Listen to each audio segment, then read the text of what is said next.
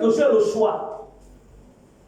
Le choix d'aller à gauche, le choix d'aller à droite, le choix de dire oui, le choix de dire non. C'est ici. Une fois que tu sors de ce corps, la seule chose que tu fais, si c'est à l'hôpital que ça s'est passé, tu attends seulement. Tu es étonné de voir seulement ton corps qui est là étendu et tu es là. Déjà, tu ne sais pas d'abord si tu es mort ou vivant. Généralement, le premier réflexe, c'est que les gens s'étonnent. Mais la personne est là. Elle n'a plus de volonté, de choix.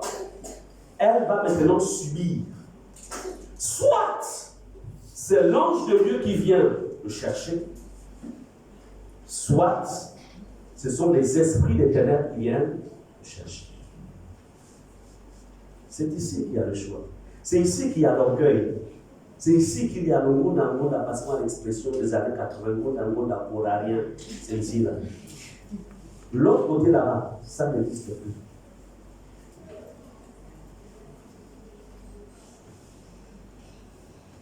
Et vous pensez que des gens comme nous qui avons approché Jésus, on avait 21 ans.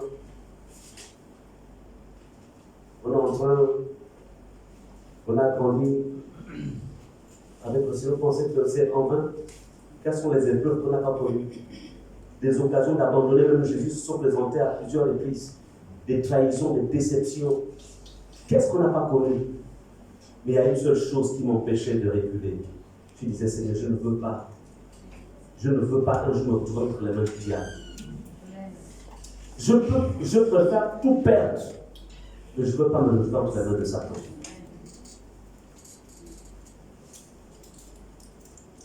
Ne nous jugez pas à partir de cet endroit où vous voyez prêcher la parole.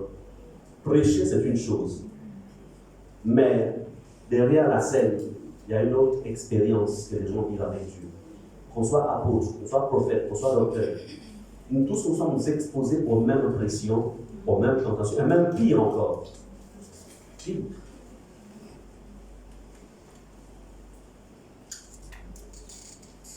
Alléluia. Vous pensez que le bébé Déborah qui est ici, laquelle la pression qu'elle subit, si elle se met de pleurer, et quand elle pleure, maman sait que c'est le libéron qui pleure.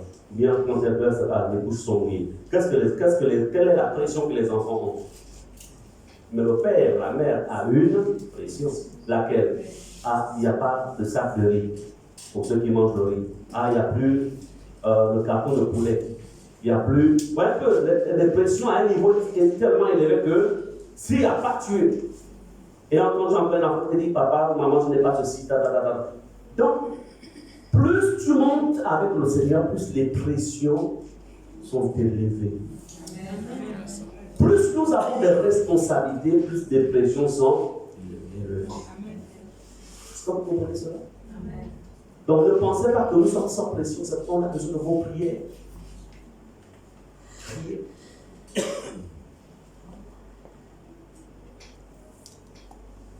Ce que nous voyons ici, dans ces deux textes que nous avons lus, que ce soit Thessaloniciens ou Marc, il y a ici une destination dont Jésus nous fait allusion, nous fait part plutôt.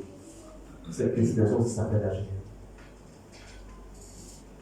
À cause de cela,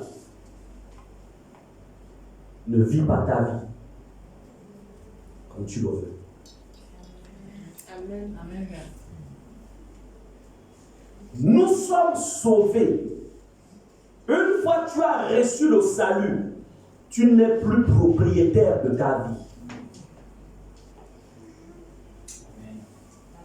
Parce qu'en fait, nous avons deux vies. La première vie, c'est celle qu'on a vécue sans Jésus. Il te pose la question, quand toi tu dirigeais ta vie, elle était comment? Quand toi tu étais maîtresse ou maître de ta vie,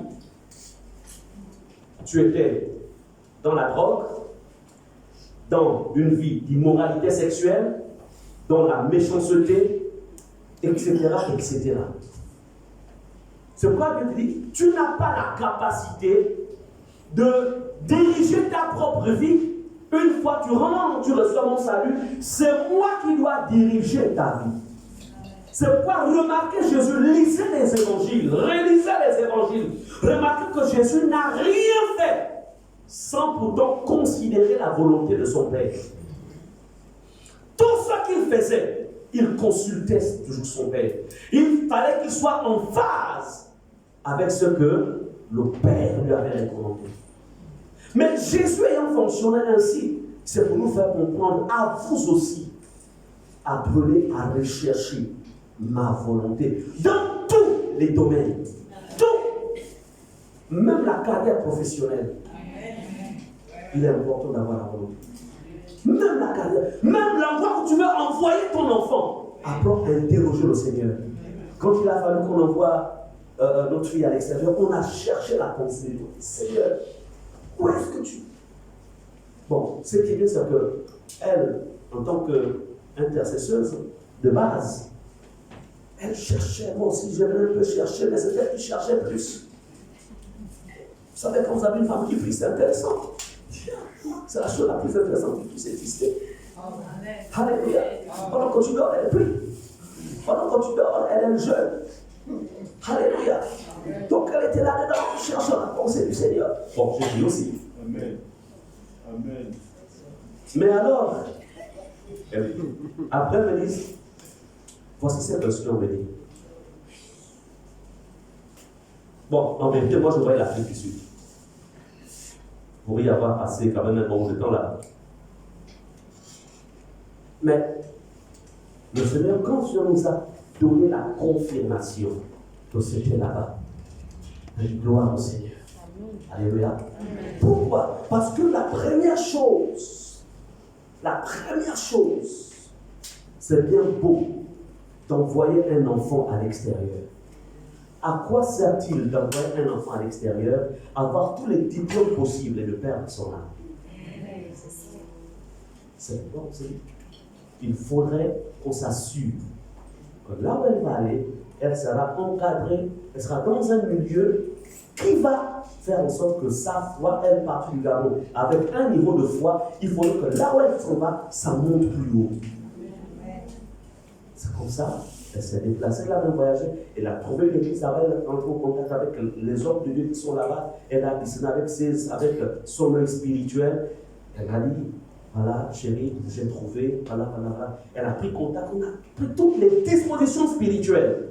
D'un côté, disposition par rapport à l'école, de l'autre côté, les dispositions par rapport à quoi? À son salut. Amen. Et on lui a dit, tu t'en vas. Il y a deux choses qui vont se passer. Soit tu reviendras ici, soit on se retrouvera dans les airs, au son de la trompette. Amen. Donc vous comprenez encore une fois que pourquoi prendre toutes ces dispositions? Parce que nous savons que le tout n'est pas de naître, avoir un papa pasteur, une maman pasteur pour croire qu'elle est sauvée. Non. Non.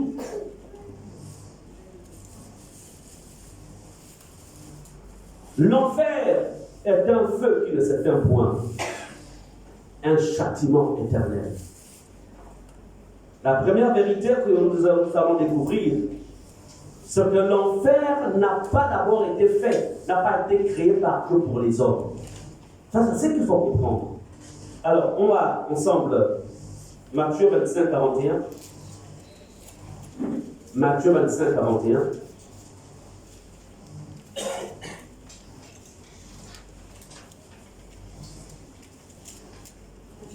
Verset 41. Ensuite, il dira à ceux qui seront à sa gauche, retirez-vous de moi, maudits, allez dans le feu éternel qui a été préparé pour le diable et pour ses anges. Amen. Alléluia.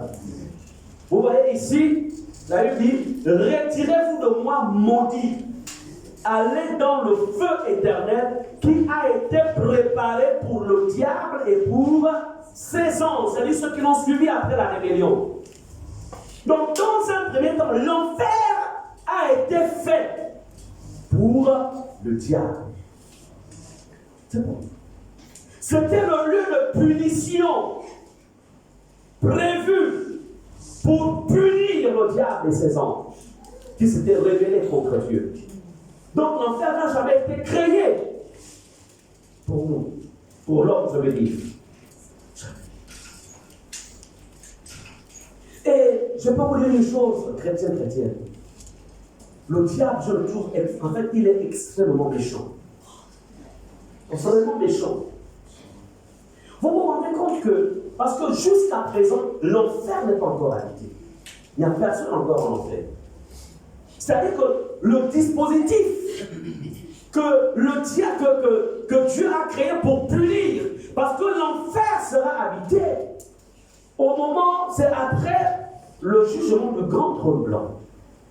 Mais qu'est-ce que Satan a fait? C'est là où je trouve vraiment cet être-là extrêmement méchant. Qu'est-ce qu'il a fait? Il a reproduit présentement, plus précisément, au 2e ciel, il y a un monde là où il se trouve, et il a créé des prisons là-bas. Il a créé, donc, et ces prisons se trouvent dans le monde astral. Et pour les païens, il a prévu une prison, c'est-à-dire que les païens ordinaires. Pour ceux qui le servent dans les loges, qui ont fait de la magie, ils ont une prison aussi spéciale à eux. Et il y a aussi une autre prison pour les chrétiens. Les chrétiens qui meurent sans s'être repentis. Parce que le pardon ne nous est accordé que lorsque nous vivons en fait une vie de repentance. Donc qu'est-ce que ça veut dire?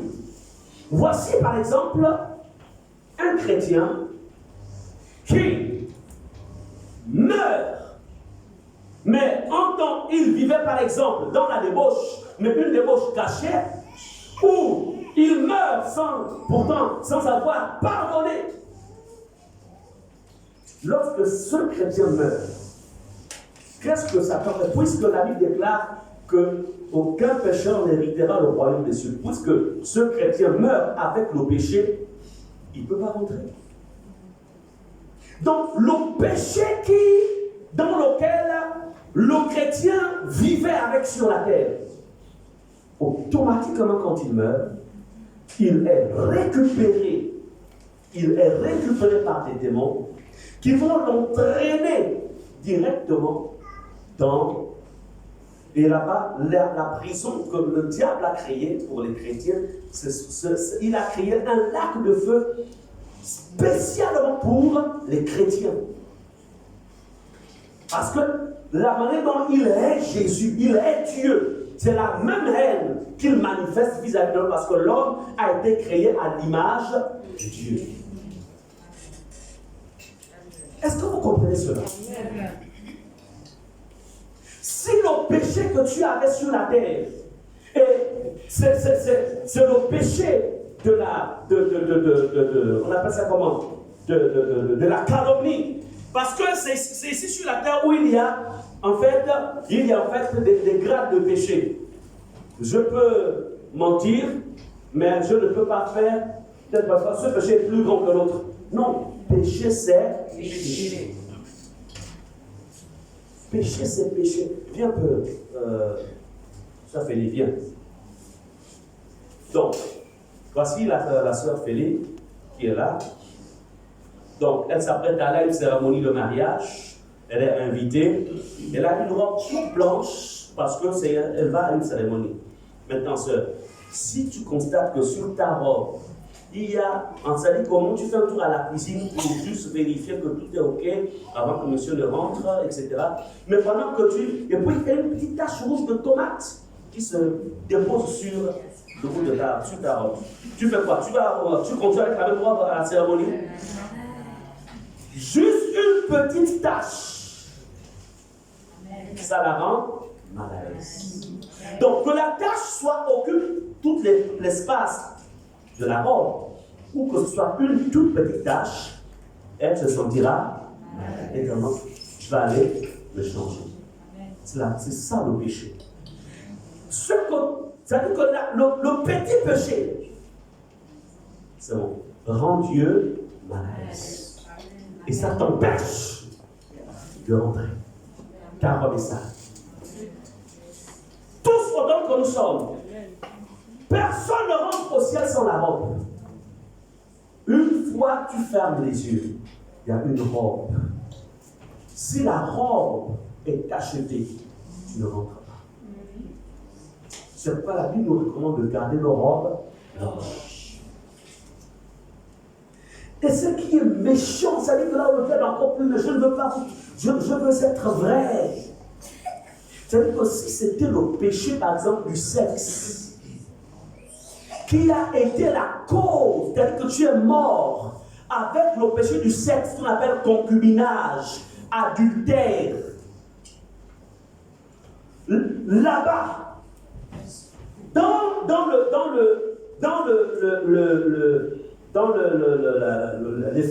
le lac de feu créé par le diable, ce sont les démons. Je veux être vrai. Je veux que vous compreniez. Ce sont les démons qui vont maintenant se mettre en fait à utiliser, ils ont des anges, ils ont des choses là-bas. C'est-à-dire qu'ils vont se mettre, c'est-à-dire que de manière, jusqu'à ce que tu arrives au jour du jugement dernier.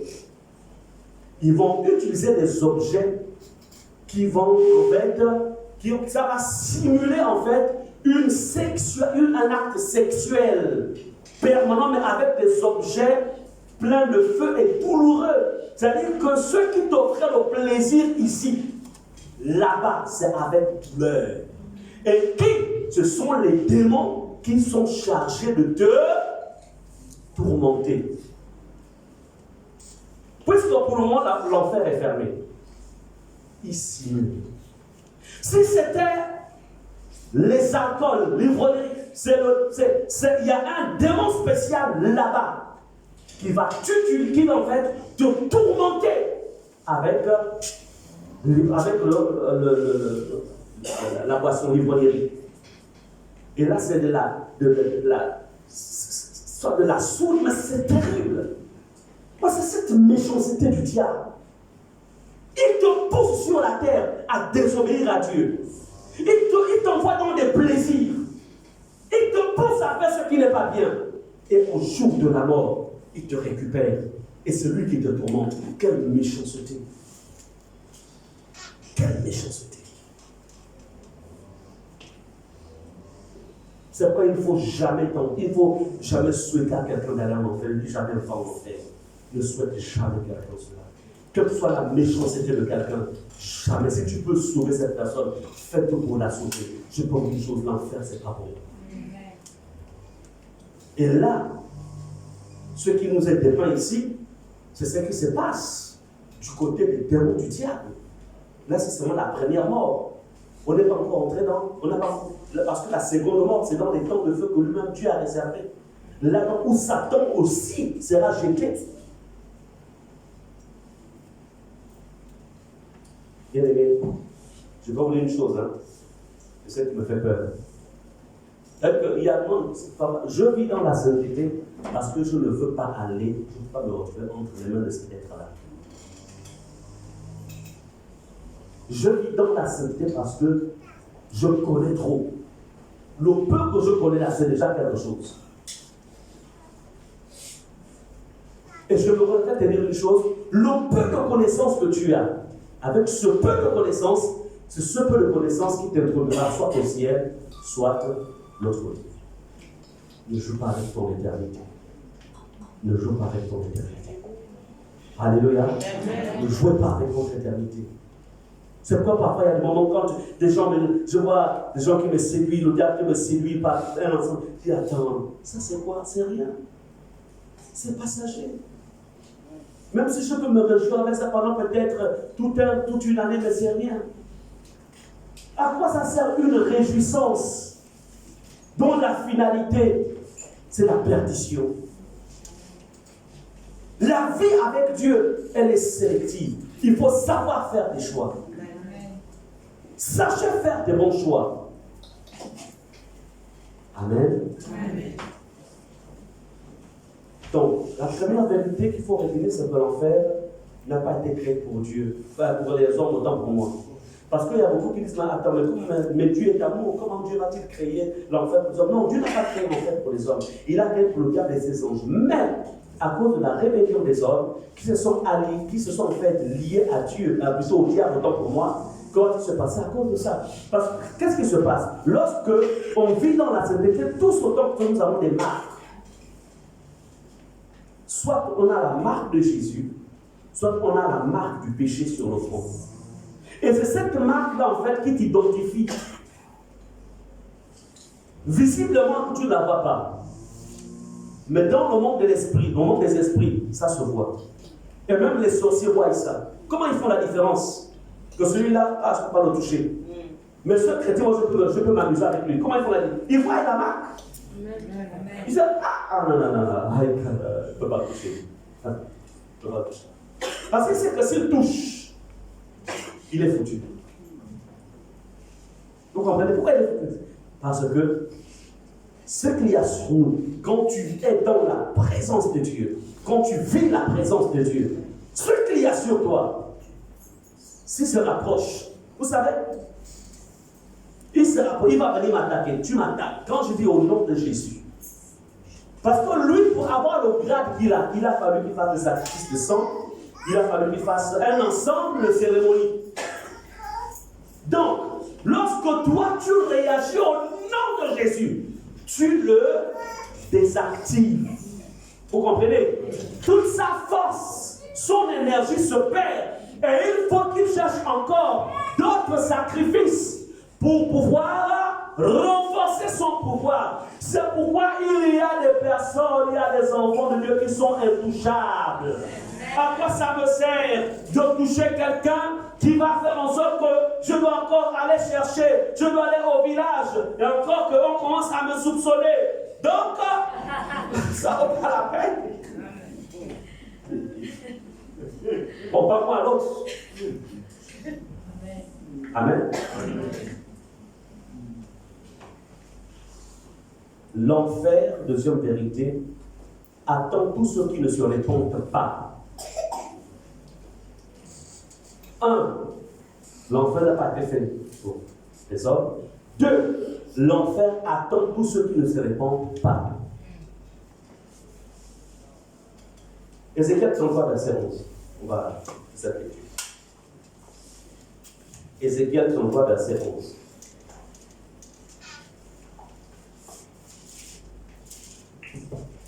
Salut, déclare. Dis-leur, je suis vivant, dit le Seigneur, l'Éternel. Ce que je désire, ce n'est pas que le méchant meure, mais c'est qu'il change de conduite et qu'il vive. Revenez, revenez de votre mauvaise voie. Et pourquoi mourriez-vous, maison d'Israël? Alléluia. Amen. Écoutez, sachez faire la différence entre la confession d'un péché et la repentance. Beaucoup de chrétiens passent leur temps à confesser des péchés, mais il y en a peu qui se répandent. C'est quoi la différence entre la confession? La confession, c'est comment, écoute, chérie, vraiment, je t'ai fait quelque chose de pas bien, vraiment, je te demande pardon, vraiment, je te promets, je te promets vraiment qu'à partir de maintenant, je te regarderai dans les yeux, ça veut dire, je dis, tu es mon amour, vraiment, c'est sérieux. Confession. Parce que, elle estime que, bon, c'est pas elle, je simule en fait. Elle estime que quand je la regarde dans les yeux, ça veut dire que, donc ça ne fait rien. Alors, et puis, 3 jours après, la personne répète la même chose. Il y a eu confession, il n'y a pas eu repentance.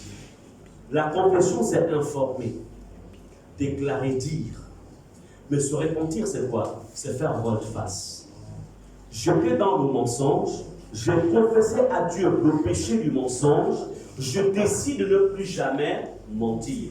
Et si je marche avec des gens m'entraînent dans le mensonge, je décide de faire une séparation entre eux et moi. Je préfère marcher seul et demeurer dans une vie de vérité que de garder des amis qui m'amèneront toujours à mentir. La repentance. Combien de chrétiens, combien parmi vous placés, vous avez des péchés accumulés? Parce que vous pensez que vous avez demandé au Père, non, mais parce que j'ai demandé pardon à Dieu. Oui, mais est-ce que tu t'es repenti? Vous pensez que Dieu ne connaît pas tous nos péchés? Dieu voit tout, il sait tout, il voit. Il sait. C'est avant même que tu ouvres la bouche, il sait. Donc, ce qu'il attend, c'est la repentance. C'est pourquoi il dit, dis-leur, ce que je désire, ce n'est pas que le méchant meure. Le méchant ici, quand vous lisez la Bible, vous voyez le mot méchant, le méchant c'est différent en fait de celui qui ne connaît pas la parole. C'est deux choses différentes. Le méchant c'est qui? Le méchant c'est lorsque quelqu'un connaît la parole, mais décide de marcher de manière contraire à la parole. Est-ce que vous comprenez cela? La méchanceté. Le méchant c'est qu'il faut pardonner son prochain, mais la personne refuse de pardonner. C'est la méchanceté. La question, quand tu vois ta propre vie, quels sont les péchés que tu as souvent confessés à Dieu, mais jamais tu n'as abandonné? Jamais. Jamais. Tu es toujours là. Au contraire, tu évolues avec des justificatifs. Mais ces justificatifs-là, ça va te rattraper plus tard. Amen. Ça va te rattraper. Et vous savez, le problème du péché, c'est que, à force, parce qu'il y a ce qu'on appelle la conscience. La conscience est un élément que Dieu a placé en nous, c'est comme une ampoule. C'est pourquoi il est écrit que l'esprit de l'homme est la lampe de l'éternel. En fait, il est question aussi de la conscience. Il y a un degré où lorsque la conscience est blessée, à force de blesser la conscience, à un moment, elle devient en fait inactive. Est-ce que vous comprenez cela? Et lorsque tu tues ta conscience, tu es en danger. Et c'est là le danger de beaucoup de chrétiens. Et même de beaucoup, même parfois, vous allez voir des chrétiens, tel qu'il vit, il est là-dedans. Il sait, le gars, il est dans la magouille. Ah, c'est le business, hein. C'est le business. Tu es dans le business. Ah, les géants, là, les plus petits. Mais fais le business dans la légalité. Est-ce que vous comprenez cela? C'est que tu t'engages. Par exemple, dans une affaire avec c'est un frère, c'est une soeur, c'est un chrétien. Tu mets 1 million, lui met 1 million. Quand il disparaît avec ton million. Et tu penses, non, il est hors du pays. Oh, il a fait ça. Il a tué ça. C'est très dangereux lorsque ta conscience ne te parle plus. Et la chose qui tue la conscience, c'est lorsque tu vis dans le péché. Il y a une différence entre pratiquer le péché et tomber dans le péché. Lorsque quelqu'un tombe dans un péché, et quand je parle de péché, ne voyez pas seulement le péché du sexe, parce que vous dans les hommes, quand on parle de péché, il voit seulement adultère, fornication, tous les péchés. Même quand tu triches, tu pompes dans la salle de classe. Les élèves, les étudiants, quand tu pompes là, péché. Il est mieux d'avoir 0. Tu sais que là, je mérite quand même le 0, je n'ai pas fait, moi, je n'ai pas étudié. Que de pouvoir utiliser ton portable, mets-toi à l'intérieur et puis commencer à pomper. Le péché, quand la conscience ne te parle plus, tu as utilisé un langage vilain, un langage méchant, mais tu es là à l'aise. Ah oui, il fallait qu'il m'entende. Parce qu'il pense que moi je suis quelqu'un sur qui il faut marcher. Je voulais vraiment qu'il entende, qu'il comprenne qu'on ne marche pas sur moi comme ça. J'ai fini cette histoire-là. J'en ai marre. La conscience ne parle plus. Mais quand la conscience parle encore, oui, c'est vrai. Tu as fait ce qui n'est pas bien, que la conscience dit non. Tu n'aurais pas dû parler comme ça. Allez, réponds-toi, demande pardon. Alléluia. La personne demande pardon et elle va ensuite rencontrer frère, monsieur, ou je ne sais pas qui. Moi, je te demande pardon.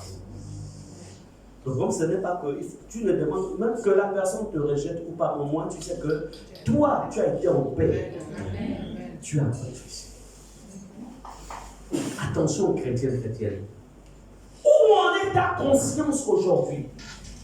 Est-ce que ta conscience te parle encore? Est-ce que tu obéis encore à ta conscience? Ou bien, elle est aujourd'hui morte. Tu as tué ta conscience. Tu es comme un lépreux. La lèpre a pour objectif souvent, la lèpre, ça tue les nerfs, ça tue la sensibilité. Et dis donc qu'on peut prendre un objet pointu, mettre sur la partie qui a été atteinte par la lèpre, la personne ne ressent pratiquement plus rien du tout. Combien de personnes ont des consciences atteintes de lèpre?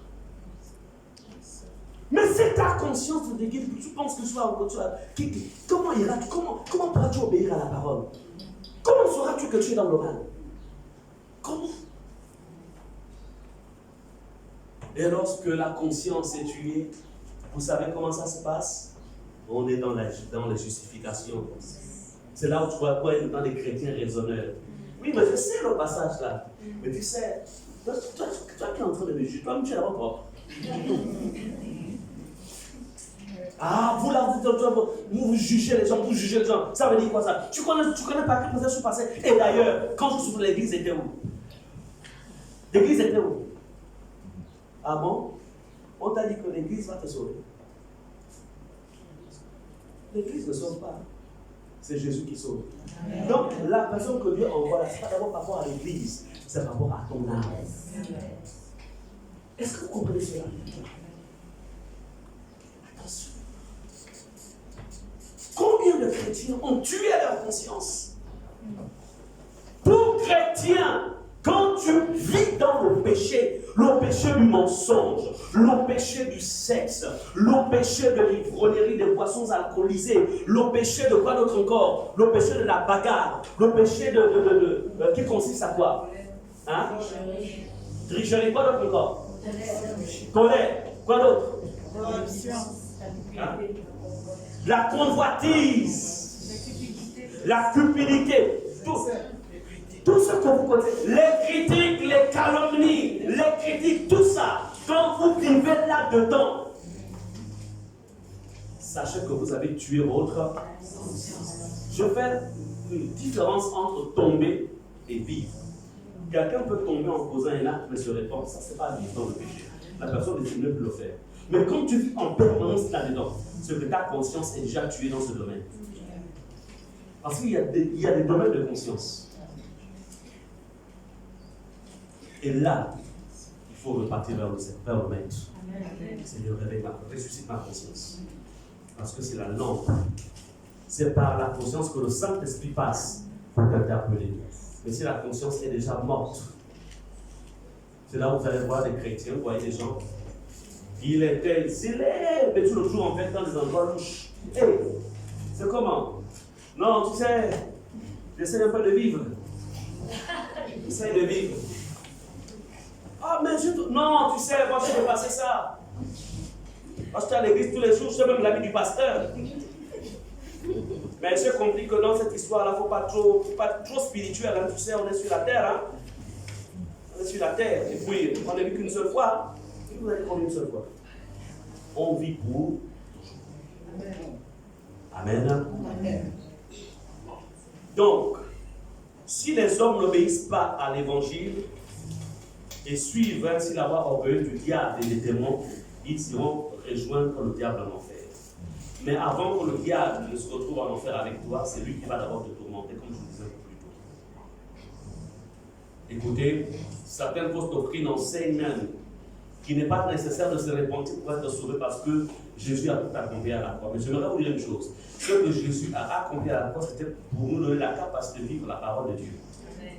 Sa mort nous a transmis sa capacité. Ce n'est pas pour continuer à vivre comme on vivait avant. Bien-aimé, allez-y poser la question en fait au jeune homme plutôt dans le livre du... Lis-nous rapidement Luc 16, 27 à 31.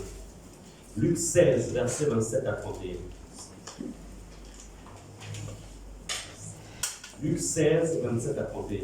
La Bible déclare, le riche dit, je te prie donc, Père Abraham, d'envoyer Lazare dans la maison de mon père, car j'ai 5 frères. C'est pour qu'il leur atteste... Attends, arrête-toi là-bas. Non. Ce que tu lis là, la personne là est morte ou elle est vivante? Elle est morte. Elle est où? Dans le séjour? Elle dit quoi? Que dit ce riche? Il dit quoi? Je te prie donc, Père Abraham, d'envoyer Lazare dans la maison de mon père. Donc il sait, dans le séjour des morts, il se souvient de la maison de son père. Continue. Car j'ai 5 frères. Il sait qu'il a laissé 5 frères là-bas. Continue. C'est pour qu'il leur atteste ces choses, afin qu'ils ne viennent pas aussi dans ce lieu de tourment. Arrête-toi d'abord là. Il savait qu'il était d'une famille noble. Et que les histoires de Dieu là, c'est l'affaire des gens qui ont raté la vie. C'est l'affaire des poltrons, c'est l'affaire des pauvres. Mais j'aimerais vous dire une chose, à vous qui nous suivez aussi à travers les réseaux sociaux là. Je vais vous dire une chose, l'affaire de Dieu, ce n'est pas une affaire des pauvres. C'est une affaire de tout homme pécheur qui a besoin de la grâce de Dieu dans sa vie. Amen. Continue. Abraham répondit, ils ont Moïse et les prophètes qui leur écoutent. Et il dit, non, Père Abraham, mais si quelqu'un des morts va vers eux, ils se repentiront. Et Abraham lui dit, s'ils n'écoutent pas Moïse et les prophètes, ils ne se laisseront pas persuader quand même quelqu'un des morts ressusciterait. Merci. Amen. Alléluia. Est-ce que vous remarquez l'expression qui est utilisée? Il dit, non, Père Abraham, verset 30. Mais si quelqu'un des morts va vers eux, ils se repentiront, c'est-à-dire qu'ils changeront de vie. Ils cesseront d'être rebelles. Ils cesseront de raisonner. Regardez en fait un peu, encore une fois ici, cette conscience que ce riche, quoique mort, garde sa conscience. Il sait que l'occasion lui avait été donnée. Il y avait un évangéliste qui était passé, qui lui a parlé du salut. Mais il a négé tout le temps. Oh, laisse-moi ça. Et d'ailleurs, après la mort, plus rien n'existe. Donc, laisse-moi vivre ma vie. Amen. La repentance. Il peut arriver que vous tombiez dans le péché. Mais attention, sachez vous repentir. La repentance commence d'abord dans un premier temps. Oui, je change le micro. Il faut régler ce problème de manière définitive.